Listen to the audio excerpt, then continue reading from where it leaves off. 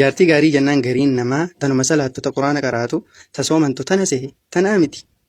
Tun mallattoo dirqama qabaachuu qabdu. Mallattoon jaartii gaarummaadhaa ammoo ta biraati. Bakka kana qofa ilaalin. Nabiin kee alayhi salaatu wassalaami maal jedha? Mallattoo jaartii gaarummaa keessaa 4 dubbatan.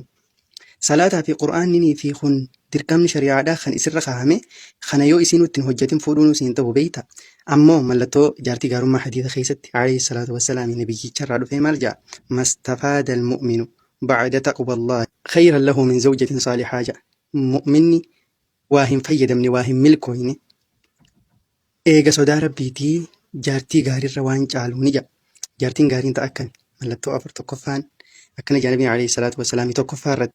In amarahaa ataa'atu yoo isii ajaje waan akkanaa dalagi jeen tole jettuudha jedha. Har'a dubartoota keenya hedduu agarra ni qaraatini soomantii waa hundaahu haafiza quraanaati nama gorsiti garuu immoo tole jechuun tun isii bira hin jirtu jaarsaaf tole hin jettu mata jabaatti. Mata jabeenyi kana isaanirraa barbaachisu jechuudha. Lammaffaa irratti nabiin alayhi salaatu wassalaami lammaffaa irratti illee maal jedha? Wa in nadara ilayhaa sarratuhu yoo gama isii ilaales ta isa gammachiiftu jedha.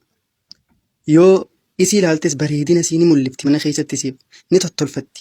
Gaafa keessummaan dhufte gaafa maatii ilaaltu gaafa ala gabbaatu qofaa miti tolfachuun isii yeroo hunda jaarsa isiitiif bareeddee tolfattee gama isii yeroo ilaaltellee tasi gammachiiftudha tun mallattoo lama. Sadaffaa fi afraffaa. Wayin aqsama alayhaa abarratuhu. Ammaas mallattoon sadaffaan ta'a yoo inni isii irratti kakate wallaahi waan akkanaa ni dalayda yookaan immoo waan akkanaa hin dalaydu warra keessan hin dhayitu jee. Wallaahi galgala arraa kana dura raftu jee yoo itti kakate wallaahi akkanan taatu jee yoo itti kakate kakuusaa san guuttee fi tan isa qulqulleessituudha jedhu nabiin alayhi salaatu wassalaami afraffaadha. Wain gaaba canhaa nasaxatuhu fi nafsihaa wa maalihi.